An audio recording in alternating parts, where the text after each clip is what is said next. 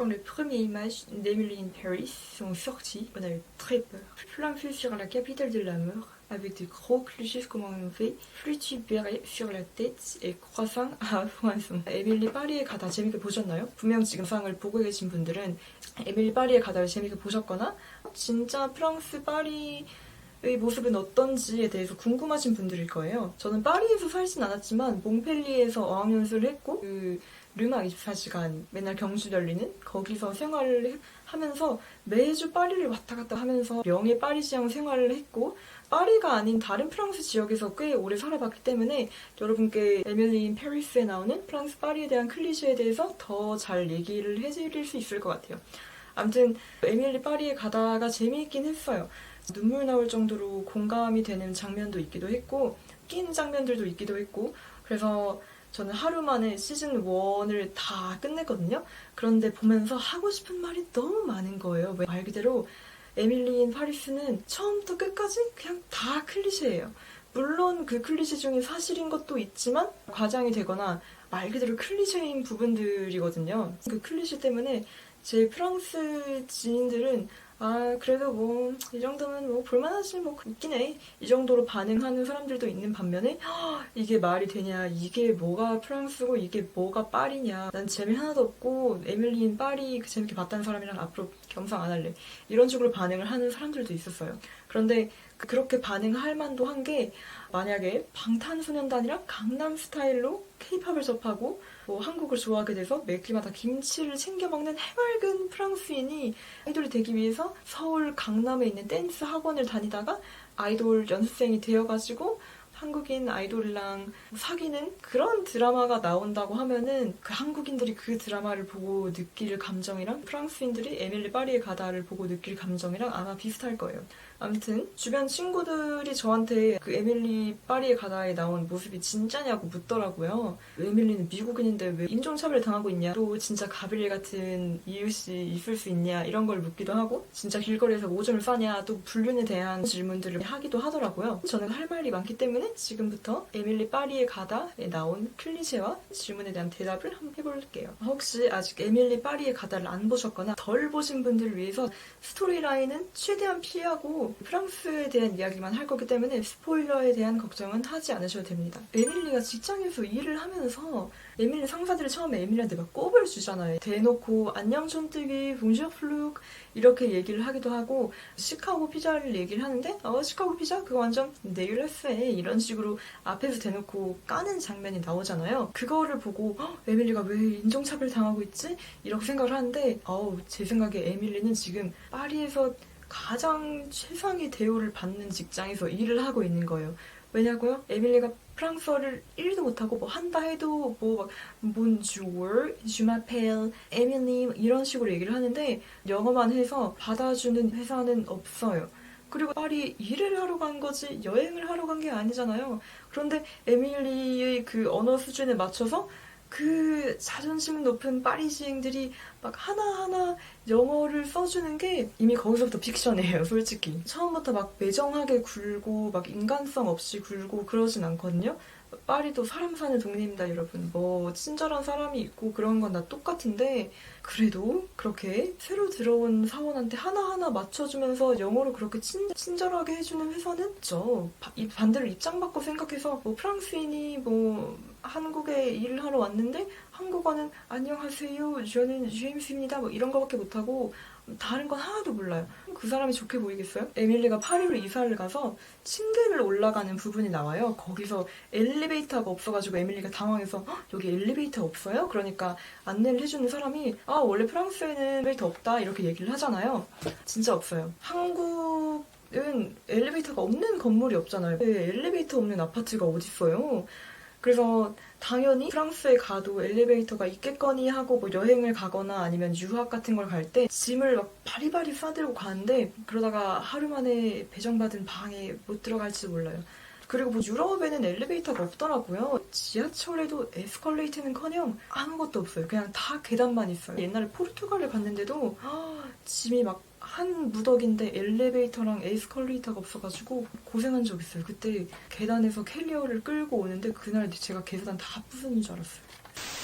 상사가 담배를 엄청 펴요. 그걸 보고 에밀리가 담배 너무 많이 피는 거 아니냐, 뭐 건강에 안 좋다 얘기를 하니까 그러면 담배는 재미를 주잖아. 그럼 재미없는 사람이 뭐지? 뭐 독일인가? 이거는 독일인을 뭐 인종차별을 한 게 아니라 독일이랑 프랑스의 관계가 한일 관계랑 조금 비슷해요. 뭐 독일이 프랑스를 식민 지배를 하진 않았지만 세계 2차 대전에 독일 나치군이 프랑스 파리를 탈환을 해요. 거기서 프랑스 사람들이 많이 충격을 받죠. 우리 파리가 저 독일한테 먹히다니. 그래서 윗세대 어르신 중에 아직도 독일을 좀 싫어하는 사람이 많아요. 그래서 다짜고짜 재미없는 삶은 German 이렇게 독일인을 까는 장면이 나온 것 같아요. 프랑스 사람들이 뭐 미국 음식 있잖아요. 뭐 피자, 햄버거, 맥도날드 뭐 그런 거를 진짜 극혐해요. 무슨 막 맥도날드 가면은 큰일이 나는 줄 알고 학교에서도 그런 인스턴트 음식은 먹지 말라고 엄청 엄격하게 교육을 시켜요. 뭐 그렇다고 뭐 햄버거 가게 그런 게 아예 없는 건 아니거든요. 뭐 수제 햄버거 가게 그런 것도 맞는데 그거를 자기식으로 바꾸더라고요. 저는 수제 버거를 시키는데 레어로 할 건지 미디어로 할 건지 웰던으로 시킬지 묻는 데는 처음 봤어요. 그리고 회의를 하는 장면에서 에밀리가 자기 평소 영어를 하는 톤으로 얘기하니까 그 흰색 머리 별로 없는 아저씨가 왜 소리를 질러? 막 이렇게 얘기를 하잖아요. 영어랑 프랑스의 발성 자체가 달라요. 영어를 할 때는 진짜 그 코 소리를 냄과 동시에 뭔가 그 단전에서 이렇게 소리가 빡 나오잖아요. 근데 불어는 그것보다는 조금 더 가볍게 나와요. 저도 영어를 할 때는 한국어를 할 때보다 조금 더 울림통이 큰 것 같이 발음이 되거든요. 그런데 프랑스어를 발음을 할 때는 한국어로 가볍게 얘기할 때랑 비슷한 구조로 발음이 되는 것 같아요.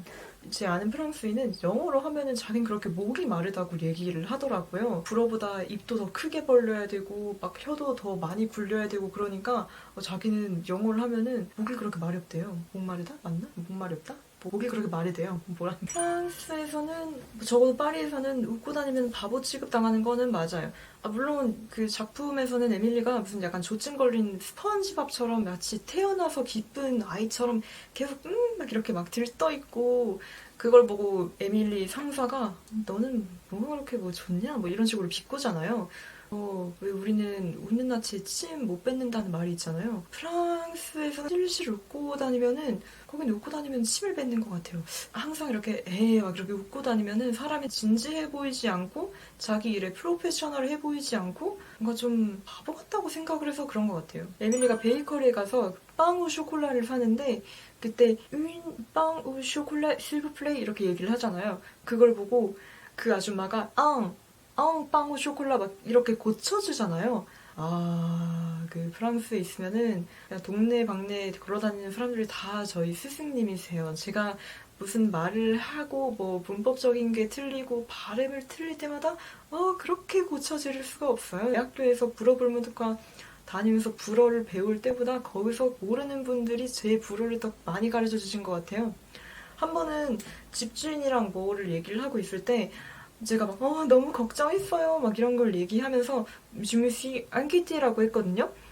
근데 그 사이 연음을 안 했다고 제가 뭐를 부탁을 하고 있었는데 그거는 들은 척도 안 하고 주무시 안키티 하면서 따라해봐 주무시 안키티 막 이러면서 갑자기 가르쳐주는 거예요. 얼탱이가 없었는데 닥치고 내가 묻는 말에 대답이나 해 이럴 순 없잖아요. 제 집주인인데. 아무튼 그렇게 고쳐주고 싶어 하는 사람들이 많았어요. 제가 동양인이어서 더 가르쳐주고 싶나? 라고 생각을 하면서 지냈는데, 뭐, 에밀리도 뭐, 윈뻥이라고 했다가 막, 앙빵, 막 이렇게 고쳐주는 장면을 보고, 그냥 다 그런가 보다, 뭐, 이렇게 생각을 하기로 했어요. 여성형 단어, 남성형 단어가 나와서 말인데, 르바정이라는 단어가 나와요. 질은 여성의 몸에 달려있는데 에밀리가 아니 이게 왜 남성형이냐 이거는 성차별적인 단어다 이렇게 얘기를 하는데 개인적으로 저도 불어는 성차별적인 언어가 맞다고 생각을 해요. 근데 그거랑 별개로 남자의 소중이는 또 여성형 단어거든요. 왜 딴 건 다 냅두고 그 서로의 소중이만 그 성별 관사를 바꿔가지고 부를까요? 근데 웃긴 게 그래서 그 불어로 남자의 그 소중이를 비트라고 해요. 그 드랍 더 비트랑 뭐 비트박스 할 때 그 비트라고 발음을 하는 그게 맞는데 아무튼 그래서 라 비트라고 하거든요. 그런데 웃긴 게 프랑스 사람들이 영어를 할 때 성별을 나누는 걸 영어에도 그대로 동기화를 시켜요. 그래서 누가 그것을 is이 아니라 she라고 부르더라고요. she, her 이렇게 부르더라고요. 그녀라고. 그래서 나도 그녀고 그것도 그녀야? 그러니까 맞아 이러더라고요. 기분이 이상했어요. 이런 이상한 사례도 있지만 제가 프랑스어가 성차별적인 언어라고 생각을 하는 이유는 이번 코로나 사태 때문에 불어가 좀 성차별적인 언어다라고 생각을 하기도 했고, 실제로 단어에 여성형, 남성형이 이어져 있으면은 항상 그 단어를 생각할 때 이건 여성스러운 거고 이건 남성스러운 거다, 이런 선입견에 갇히게 하는데 일조를 하는 것 같아요. 보통 불어는 자기네들 단어 말고 불링, 파킹, 오페라, 피아노처럼 외국에서 들어온 단어들은 다 남성형 단어라고 구분을 하거든요. 그런데 이번에 코로나는 여성형이에요. 이런 식으로 별로 좋지 않은 단어들을 다 여성형으로 구분을 하니까 사람들의 무의식에 영향을 주지 않을까 그런 생각을 하기는 했어요. 에밀리 방음이 안 되잖아요. 그래서 막 밤낮으로 하는 그 소리가 다 들리는데 실제로 방음이 안 돼요. 저 같은 경우는 르망에 살았을 때 아파트에서 자취를 했는데 옆집 이웃 사람이랑 그냥 방 안에서 대화가 가능했어요. 진짜 그냥 벽 치면서 모스보로 대화가 가능할 정도로 방음이 안 됐고, 2층이 그 집주인의 사무실이었거든요. 근데 집에서 가만히 있으면은 아래에서 하는 대화가 다 올라와요. 그 말인즉슨 제가 하는 말도 다 밑에 들린다는 거겠죠? 그리고 그때 마룻바닥이 막 삐걱삐걱하는 그 마룻바닥이었는데 심지어 그 사무실에서 삐걱거리는 소리가 제 집까지 다 올라오는 거예요. 그 정도로 방음이 안 됐어요. 우리나라는 아파트를 아무리 오래 지었다 해도 100년이 넘은 아파트는 없잖아요. 그런데 프랑스는 리모델링을 안 하기도 하고 한 번 지었다 하면은 기본 몇십 년 이렇게 좀 낡은 아파트다 보니까 그렇게 반응이 잘 안 되는 것 같아요. 제가 에밀리 파리에 가다를 보면서 좀 실망했던 게 있는데, 드라마 속 파리의 모습은 완벽하게 화이트워싱이 된 거라는 점이에요. 에밀리가 가는 곳마다 백인밖에 없고 흑인 캐릭터 직장에서 같이 일하는 그 동료 하나밖에 없었잖아요. 아시아인도 별로 없고, 프랑스에서 빠뜨릴 수가 없는 인종이 있거든요. 아랍인이 왜 없었죠? 배우들 계약상 그렇게 계약을 할 수밖에 없었다 쳐도 파리에서 생활하는 사람에 대한 드라마를 그리면서 그렇게 화이트워싱이 된 장면을 내놓으면 사람들이 프랑스에는 백인밖에 없구나라고 생각을 할 거 아니에요. 프랑스에는 다양한 문화가 섞여있는 사회인데 에밀리 파리의 가다에서는 진짜 막 백인들의 세상 마냥 그려놓으니까 혹시 그걸 보고 진짜 프랑스는 저런가 보다라고 생각을 하시는 분들이 있을까봐 제가 미리 말씀을 드립니다.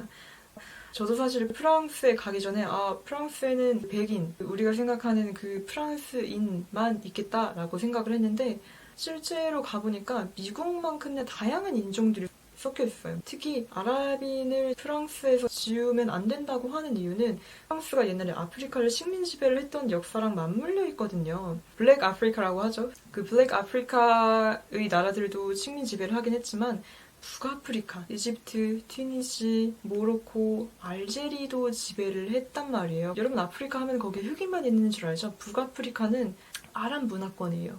그때 북아프리카 쪽을 식민 지배를 하면서 그게 지금의 역사랑 맞물려서 프랑스로 많이 이민을 온 아랍인들이 많거든요. 그리고 웃긴 게 거의 주조연급으로 그 민디 캐릭터가 등장을 하긴 하죠.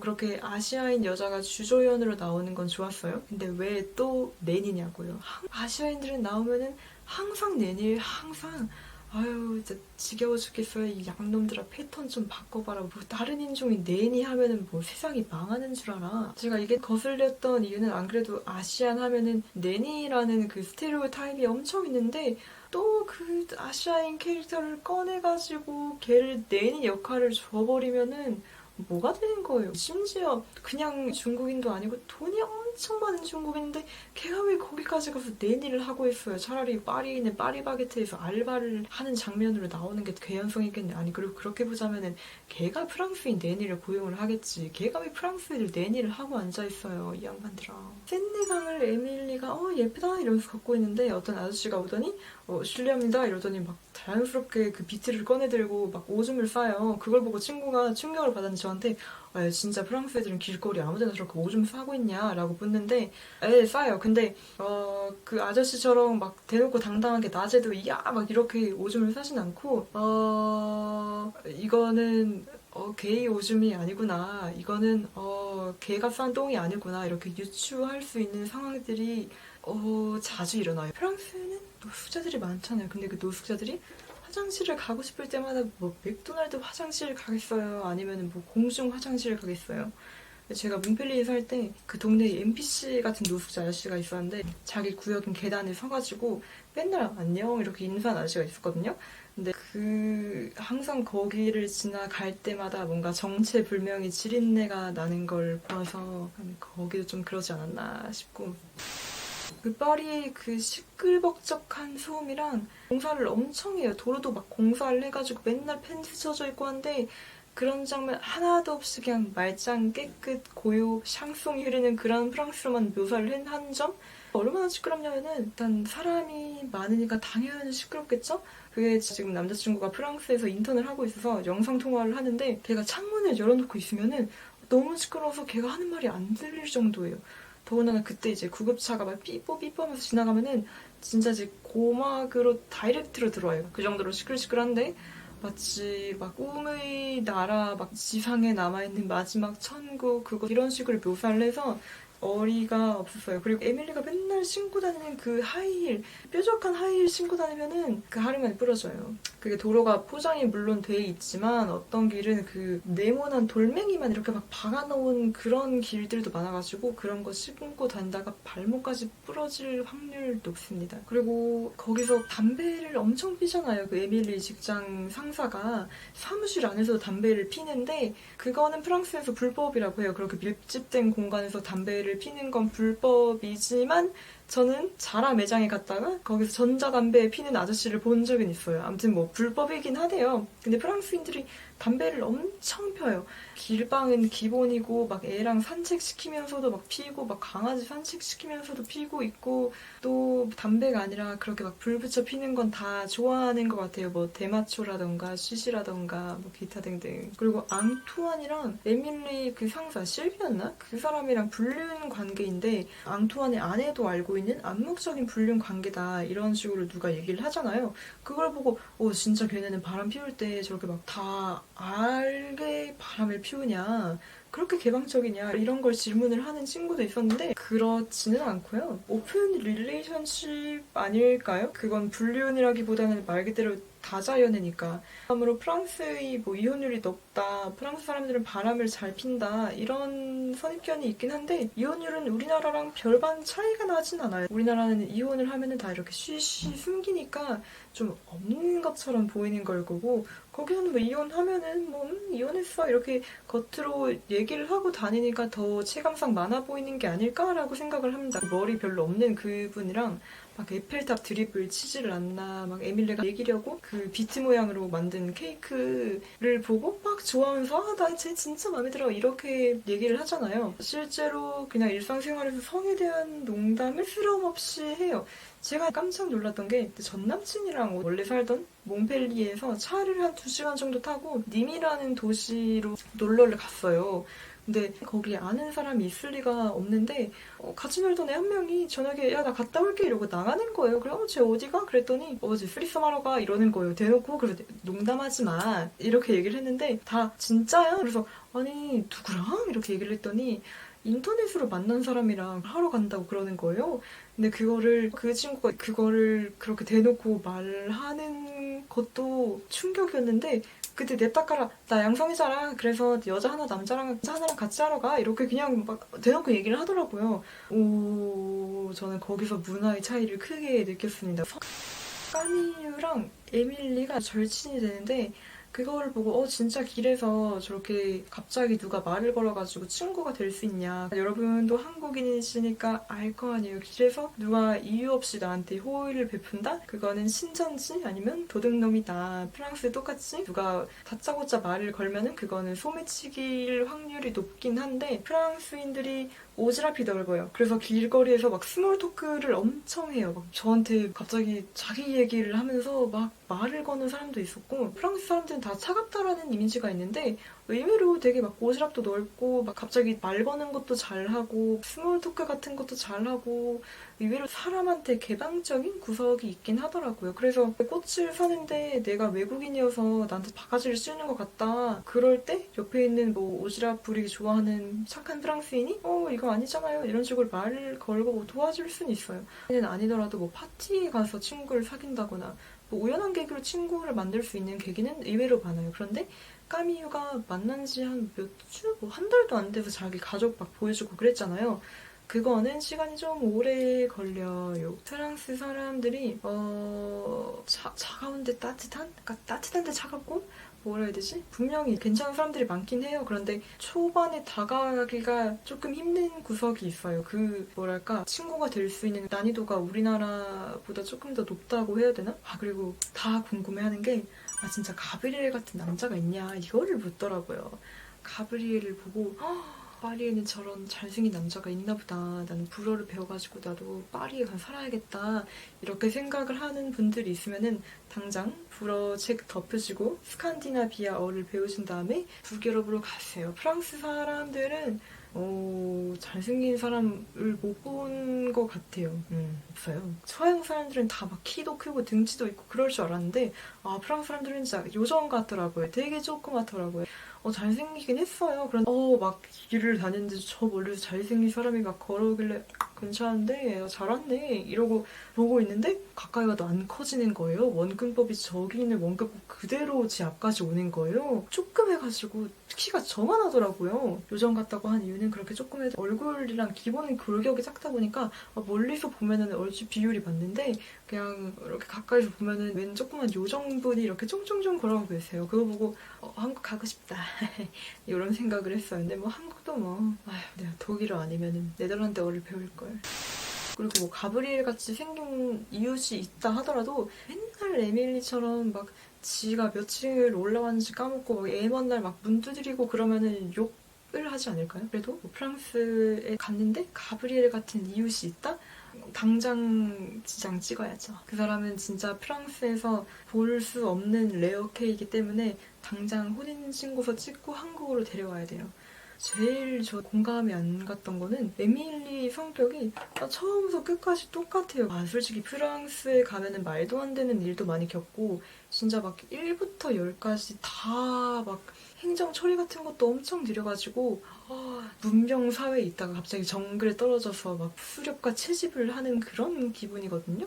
물론 드라마에서 에밀리가 완벽한 삶을 살기 때문에 그렇게 막 느닷없이 해맑을 상태로 파리에 살 수는 있는데 파리에 갔다고 해서 에밀리처럼 무조건 행복한 삶을 살 거다라고 절대 기대하지 마세요. 에밀리가 2화까지 산전수전 다 겪고 3화부터 에밀리 인생이 이제 한 꽃이 피기 시작하는데 2화까지가 현실이고 3화부터는 판타지예요. 3화부터의 내용?